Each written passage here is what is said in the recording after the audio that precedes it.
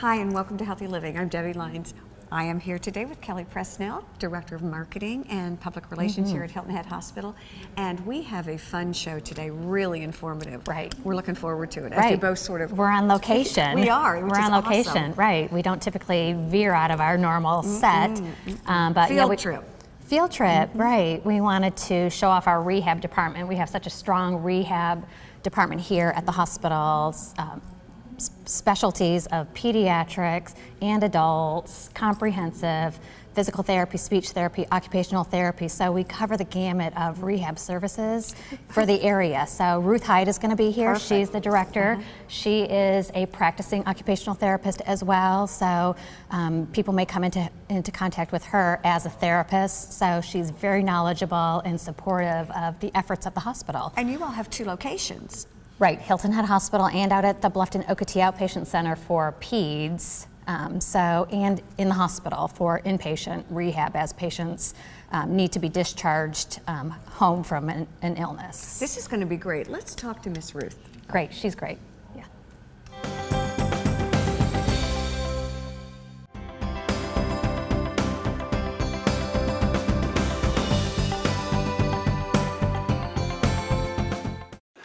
Excuse me. Hi, can I get through, please? Dr. Newman. You know, there has to be a better way. A way to skip the ER waiting room. Like this lady over here. All she did was log on to inquicker.com to hold her son's place in line. Now they can wait at home and skip the ER waiting room. Now, which would you choose? This Dr. Joyner. or this? Hold your place online at inquicker.com and skip the ER waiting room. Ooh, is that hot cocoa? Oh, help yourself. We went to the emergency room, and thank heavens we did. They discovered that I had 2 totally blocked arteries, and I ended up having double bypass open heart surgery. Well, I stayed in the hospital for just a few nights. To the staff at Hilton Head Hospital, I would express the deepest gratitude that I possess. They literally, quite literally, saved my wife's life.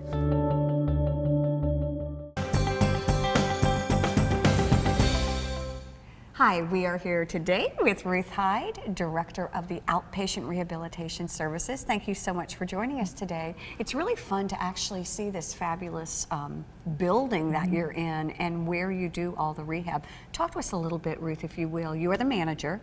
The director. The director. And what does that mean, and what kind of services do you actually have here? Pretty much we cover every age group that there is. So we do pediatrics all the way up to the active adults, and we cover inpatient and outpatient, as well as we have all 3 disciplines. We have PT, OT, and speech. Okay, let's go back to the basic kinds of things. Let's talk about those 3 specialties and what they really mean and what kind of actions they perform, if you will. So physical therapy tends to be more working on your walk-in, back pain, those kind of things, orthopedic issues. Occupational therapy tends to focus more on the hands and be more to do with activities of daily living. Yeah, okay. Being able to get dressed and brush your teeth. And speech obviously is speech therapy, but they work on cognition. They work a little bit on communication skills and social settings and those kind of things as well.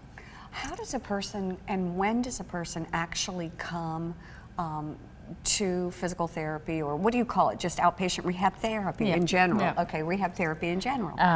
Well, in the hospital, obviously you're there because you've come in for some other reason that is traumatic maybe, or you're having surgery, you had a hip replacement or a knee replacement. And then in outpatient, we tend to see some of the post-ops, obviously, or if you've had a stroke, or any kind of trauma, where you've lost the function of something, whether it's your back or your hand or your neck or something like that. And then in pediatrics, a lot of those children are, we have the autism, and then we have the developmental delays. They could be from any range of the spectrum. There's so much to talk about because you all do so much. Can we break that down a little bit? Sure. So you're in the hospital, and the treatment interventions or the rehab interventions are directed by the physician, I imagine. Correct. Okay. Yeah. Then do you all come to them? Right, so the doctor writes an order, and then we go to the patient's room and work with them in that setting. So our goal in the hospital is obviously it's a little more basic. We're trying to get them out of bed. We're trying to get them to just be able to bathe themselves a little bit. We're trying to get them to where they could go home safely. Okay, and safely, safety I'm sure is a hugely important. Why else are getting up out of bed, those kinds of just basic skills so important? Obviously safety is important, but the longer you lay in bed in a hospital, the more debilitated you get and the longer time you need then to recover. So in our current healthcare system, they're always trying to get you in and out as fast as they can. So it's very important that when you do come and they order therapy that you participate with us. Yeah, I was just so going that to we ask can you, get you up and out quicker. does that make a difference if someone is an active and willing participant? Yeah, absolutely. It makes it so much easier for the therapist, and the patient does much better. But I'm scared. Yeah. Well, we do. We try and talk you through that, and especially if you're post-op and you've got pain. Right. You know, Yes. we try to make sure you're medicated prior to us coming. So, like we have a new orthopedic, and we have our spine center, and both we work with the nurses real closely to try and make sure that they're pre-medicated before therapy comes, so that the pain is not the limiting factor in your participation. So it's really multidisciplinary. Yeah, absolutely. Does that kind of spinal team or the team put together interventions that are protocol that you all follow? Yes, yeah. I mean, we have a set plan. You know, obviously some docs prefer you to be seen the first day post-op, and some have you seen the second day. So yeah, we do. We work closely with the docs and the nurses, and there's set protocols. Each physician is a little bit different. All right. So how is working with adults different than, let's say, adolescents or kids? Well, obviously your approach can be very different. Yeah. Yeah, sometimes with adolescents it's quite the challenge. So I think that's more the approach is different, and then obviously the intervention, what the child is more interested in doing. So especially if we have an orthopedic child, you know, who wants to get back to baseball or soccer, or Broke his leg or broke did his whatever. leg, exactly, or tore something and had a meniscal repair, something like that, where it's a sports-related injury. You're obviously working a little bit more and more the dynamic and, you know, a little bit harder core kind of than if I had an 80-year-old who fractured their hip. True. You know. Okay, but that makes a lot of sense to me. Okay, so we come out of the hospital, and then the doctor writes an order for the outpatient. Correct. Is there a standard length of time that people have outpatient care, rehab, or is it strictly according to the person, the age, and the injury? Unfortunately, it used to be that way. It used to be just according to the patient and the injury. Insurance companies and Medicare have become a little tighter with their guidelines, and so they do restrict us to a certain number of visits, all right. which makes it very important for us to do the best that we can with the patient when they're here. And that's one of the things that we do well here at Hilton Head Hospital, is because we focus on the quality of the care, and the patients are seen one-on-one in outpatient therapy. And I think it's important even to reiterate that when you came in and we were talking about it, what sets you all apart, what makes you different? You were like beaming and said it's really the one-on-one quality of care. Yeah, absolutely, and that's why a lot of the therapists stay here, because they get to do that. They get to give the patient the best outcome possible in the limited time frame that we're being given nowadays. Is most therapy, and we're talking specifically now, well, I guess all therapy, is it movement, is it mental, is it kind of a combination of passive and, what's the other word? It's not Active. Active, passive and active, or is it just a combination of everything? It's a combination of everything, and so much of your outcomes has to do with how you relate to the person to get them to be a part of the whole process. So it's relationship building. Absolutely, yeah. And tell us about who you have as therapists. You talked about having... Yeah, we have a couple of our physical therapists are manually certified in 2 different programs, so that means they're very much the hands-on approach type therapists. Yeah, what would that look like? Well, it usually feels. Okay, it wouldn't look, it would feel, okay, that makes It's sense. much more of a feeling kind of input. They do a lot more the hands-on, so they do a lot more the mobilizations and manual kind of therapy, instead of just kind of sitting you on a piece of equipment and telling you to use that for 5 minutes and then they come back. Yeah. Lift that. Yeah. So they tend to do a lot more of the manual kind of approach where they're touching the patients. Who would need that? A lot of times different things, but mainly you see a lot of back and neck injuries who benefit greatly from it. Okay. But sometimes someone might come in and their knees bother them, but truly it's coming from their back. You know, that they don't realize that, you know, maybe their gait's off and their balance is off a little bit. So a lot of the pain patients do really well with that, or post-op. You know, patients who may have some scar tissue going on in a joint and they need to have that mobilized a little bit to get better mobility. It's interesting that you're talking, I mean, I have so many questions that's hard for me to even kind of... Keep them in your head. Right, well, yeah, and stay with a continuum of questions that actually make sense, because the fact that you mention a pain patient as someone who would come to rehab to therapy is interesting to me. Yeah.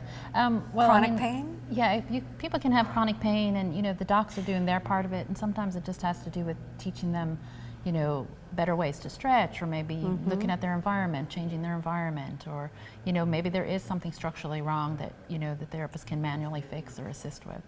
Is the goal usually of outpatient rehab therapy to get back to previous function, Right. or are you very clear with the folks about what the specific goals are for them? It's usually patient guided, and we really focus on that a lot more. Now we give you questionnaires about functionally what you want to be able to do and what you used to be able to do and maybe you can't do. So it's a kind of a mutual thing where the therapist works with the patient to see what it is that they really want to do. I could sit there and say, oh, I really think you should do Yeah, this. this is what I think you yeah, should do. And Yeah. they're like, I don't want to I don't do wanna that. do I that. don't care Right. if I Thank do you that. so much. Yeah. So yeah, it's definitely a joint effort between the two. Now, I noticed that we've been talking about manipulations, we've been talking about active and passive. I see really other pieces of equipment. Yeah, well, like treadmills, balls, Right, bands. Can you share with us a little bit about how those may be used in interventions? So obviously those are used more when you're maybe out of that acute phase of just after your injury, and you really now need to work on strengthening and getting back to the kind of level that you were at before. Your range of motion's good, but you're not as strong as you were. So then we tend to work on the equipment and work on some of the strengthening, give you something to do at home as well. So the doctor has given us the order, we come in, we begin. Are you constantly sort of shifting that prognosis or shifting, changing the goals, I guess? Absolutely. Okay. Yeah. We have to write the goals, obviously incremental. So we want to achieve this before we achieve that. We want to make sure, that we keep progressing. If it comes to a point where we're not, then We need to reevaluate. Exactly. Yes. Maybe we need to change our approach. Maybe the patient needs to change their participation a little bit. Or, sometimes, unfortunately, maybe that's as good as we're going to get right now. I feel like I've been talking to you most of all about physical therapy. How would occupational therapy, what kinds of things would we be doing specifically with OT? Well, OT is very much more functional based. I always tell people, like, PT will get you to the bathroom, but OT will show you how to brush your teeth when you get there. Okay, that's beautifully said. Okay, no, We're that's very much about the functional side of it. So it's, if you came in, say you had a stroke and your Okay. arm's not moving, we'll work on the arm movement absolutely to try and get that back, and then we're going to work on how to teach you how to bathe yourself, dress yourself, feed yourself. If you have a child, maybe you need to learn how to change their diaper, or feed them, or take care of your animals at home. Whatever your daily activities are is what OT works towards. And is it a function of repetition, habit? Am I rebuilding brain cells? Am I rebuilding motor skills? Well, that depends on the issue, but in having a stroke, you're definitely trying to rebuild some pathways back to the brain. So I always feel like a stroke is kind of like you've had a major accident on 95, and now you're trying to find a slip road to get around it. Okay, You know, that to makes sense. To get those pathways to work again. For people who have had strokes, is it both physical therapy and occupational Sometimes therapy it's and all speech? three. Yeah, so sometimes it's all three, and that's why we're a full service department, because we offer all three in the same location, which you don't find a lot. We're going to take a quick break, and we're going to come back. Can we talk a little bit about children, some of the services that you offer here for the pediatrics kids? Stay with us. We'll be right back here on Healthy Living.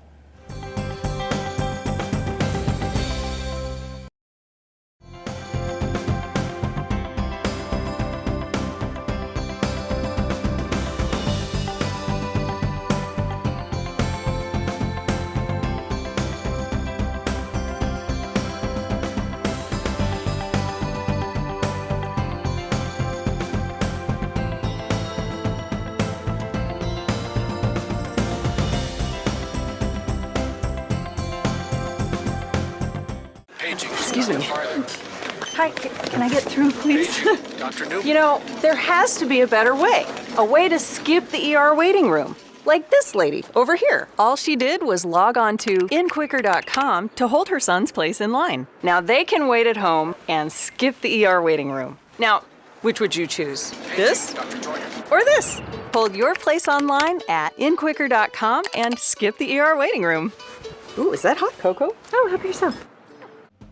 Hilton Head Regional Medical Center is located at 25 Hospital Center Boulevard. When traveling east on William Hilton Parkway, make a left-hand turn on Beach City Road, and the next left, Hospital Center Boulevard, will be located just past the Hilton Head Library. Coastal Carolina Hospital is located on US 278 at Exit 8 on I-95. Telephone is 843-784-8000. On the web, www.coastalhospital.com. The vision for Hilton Head Spine Center is very clear. It's to provide world-class spine care to our patients. Physical therapists were there. They were there holding you up. It's nice. I just love working with all of these patients and their families and getting to know them and helping them on their journey. My life is definitely better, and I'm glad that I came here at Hilton Head Hospital.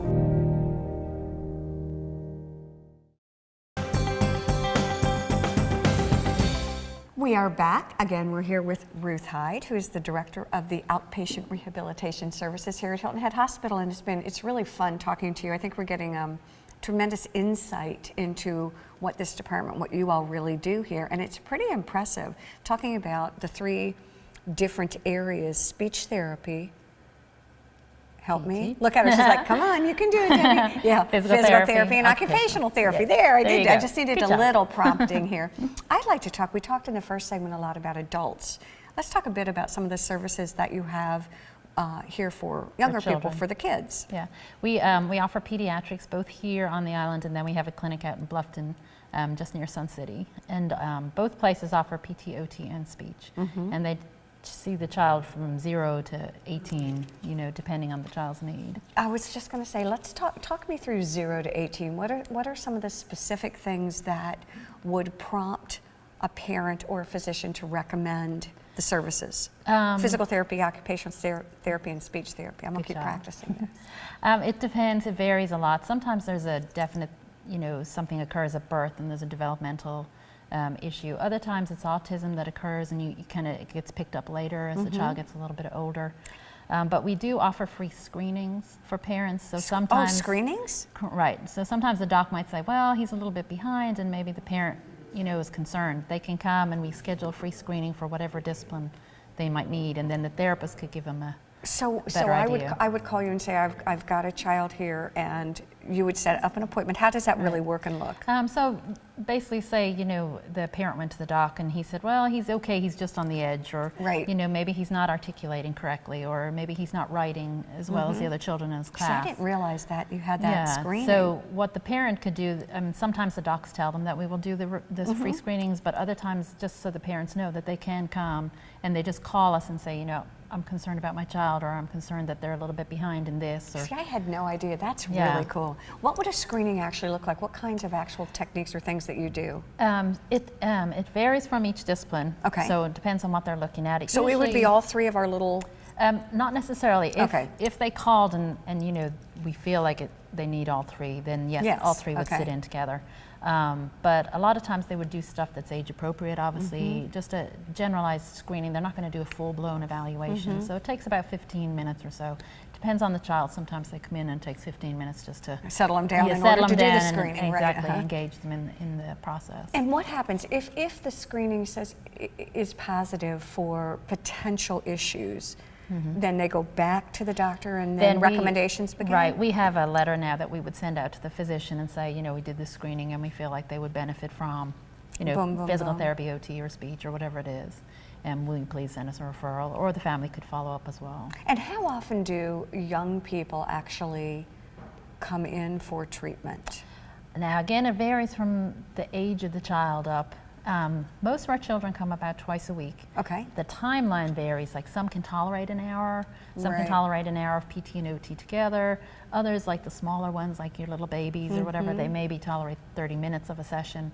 So we kind of try to accommodate the session with the child's need. We do 10-hour days so that we can pick up some of those school-age children before school and after school. Okay. So it kind of varies on the child and the diagnosis. If I were to walk upstairs to the pediatric area, what would I see some of the kids doing? Well, first you see lots of bright colors because we just had it redone and we got bright colors on the carpet with hopscotch built in. It's very cool. Oh, how cool is that? Yeah, it's very cool. And then we have kind of an open gym area where they do all kinds of things, like from the trampoline to the swings and all those kind of sensory type activities. And yeah, with the goal of what would that accomplish from a therapeutic point of view?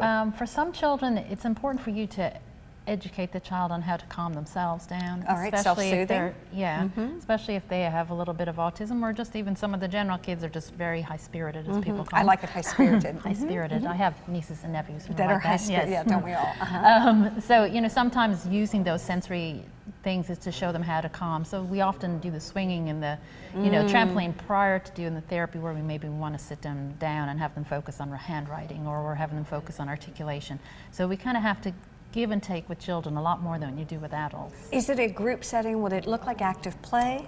It looks like active play, but again, we do one-on-one therapy upstairs as well. We do group when it's appropriate. So, for instance, we do some socialization groups. Children who are very similar. Yes.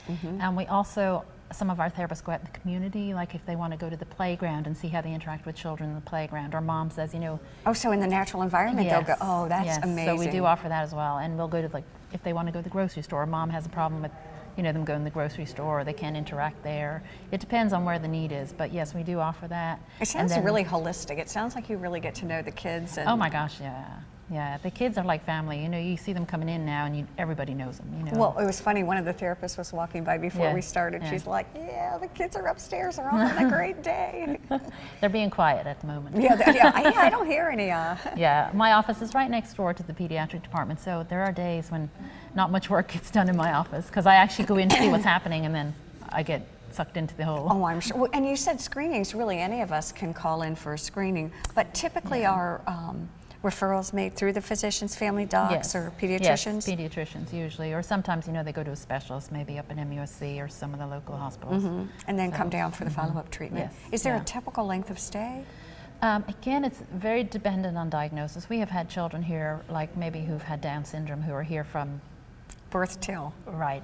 You know, you are part of the family, right? Then. And it becomes you know their family, you know their siblings, you know everybody, you know, and then others maybe they're here because they have something simple like a torticollis, and you know you just do a lot of stretching, spread out their treatments. Now, so you can't say that word without explaining to us what that means, right?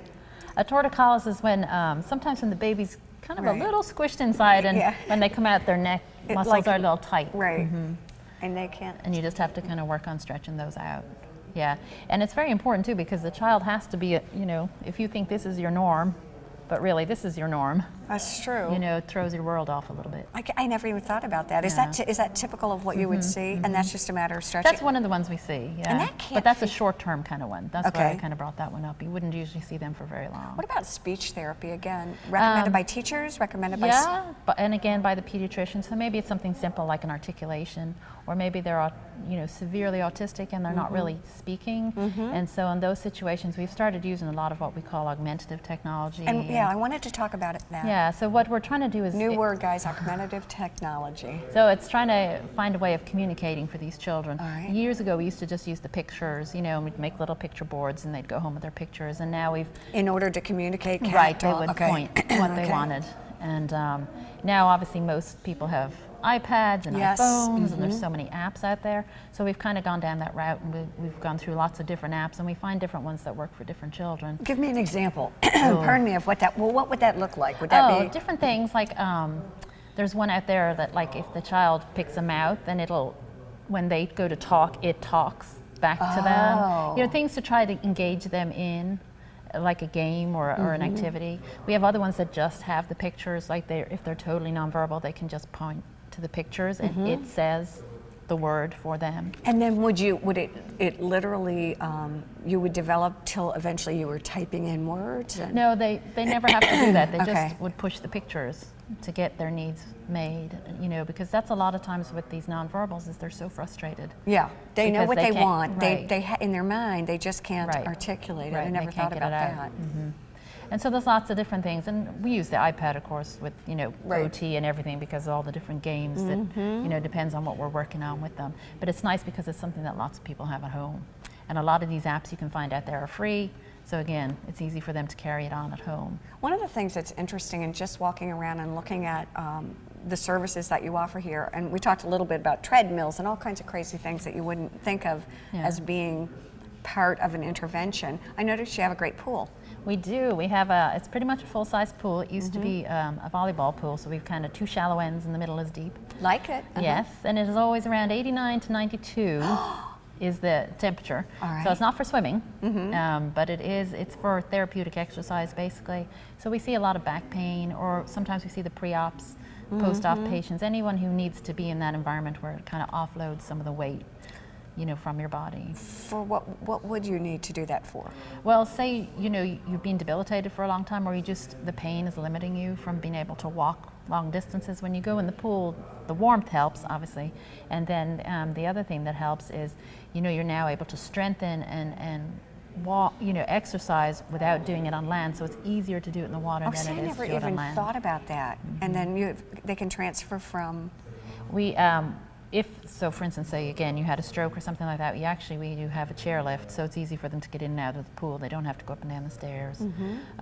But basically, it's to try and strengthen them back to where they can walk on land and take their whole body weight. In the water, they're not having to carry their whole body weight. See, I never even, that makes a lot of sense to me. What are other things that you would use pool interventions for? Arthritis is another good one.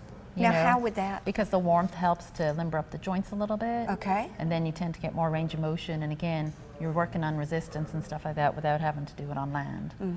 And in our pool, as well as in our gym, we also offer like the community program. Okay, so what does that mean? If you've come here for therapy, or you just want to come and join our gym and you don't have one where you live, and I know lots of people have them on the island, but some yeah, but this don't. is great, yeah, and you've got good equipment, yes. So you would come and the therapist would evaluate you, they'd set up a little exercise program for you, and then you come back, you know, whenever you're coming, you pay $5 a visit. What? Yeah.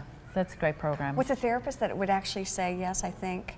So the therapist will be out there, but you're kind of independently you're doing independently your program. do it, but you've got someone there. But the therapists there. are around, Exactly. absolutely. And we do it with the gym as well, so that we have people that come back in and, you know, if they have a question, then the therapist can help them. I just think, boy, that's pretty amazing. Yeah, it's great. One of the things that I'm interested in is I'm getting older, and I have, you know, parents also who are getting older, is balance is always something that I think about. I watch, you know, I just watch that in myself and them. And we do a balance screening once a month, and that you could go to our call-in center to schedule that. Okay. But one of our physical therapists does a basic balance screening with you, and oftentimes he can pick up, yes, you could benefit from therapy, or no, you know what, you're doing well. So sometimes it's a kind of confidence thing, I think, as we get older, especially if you've had a fall, then you begin to be afraid that, you know, you're going to fall again. It's the fear factor as much as anything. But is balance something that I can improve? I mean, not I, but all of us can improve on? Absolutely, and a lot of times it has to do with strategies. Sometimes it has to do with just strength. You know, that maybe you've spent your whole life doing certain things, and you kind of, some of your other muscle groups have gotten weaker over time. Nobody likes to exercise. No. But it is good for you for lots of reasons. I tell you what, this is amazing. I really appreciate you, and it's again, it's great to be here and actually see, you know, the facilities that you have. And we want to thank you all for joining us here on Healthy Living. Have a great day.